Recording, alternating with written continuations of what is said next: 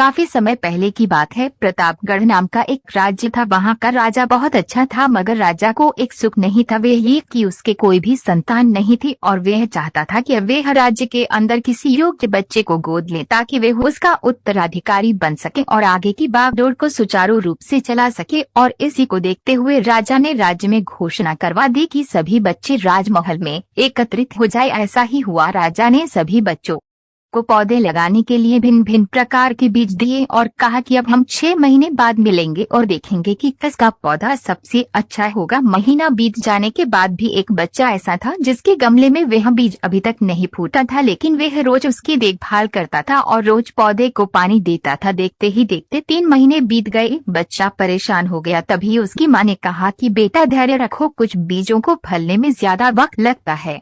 और वह पौधे को सींचता रहा। 6 महीने हो गए। राजा के पास जाने का समय आ चुका था, लेकिन वह डर हुआ था कि सभी बच्चों के गमलों में तो पौधे होंगे और उसका गमला खाली होगा। लेकिन वह बच्चा ईमानदार था और सारे बच्चे राजमहल में आ चुके थे। कुछ बच्चे जोश से भरे हुए थे क्योंकि उनके अंदर राज्य का उत्तराधिकारी बनने की प्रबल लालसा थी। अब राजा ने आदेश दिया, सभी बच्चे अपने अपने गमले दिखाने लगे, मगर एक बच्चा सहमा हुआ था क्योंकि उसका गमला खाली था। तभी राजा की नजर उस गमले पर गई। उसने पूछा, तुम्हारा गमला तो खाली है?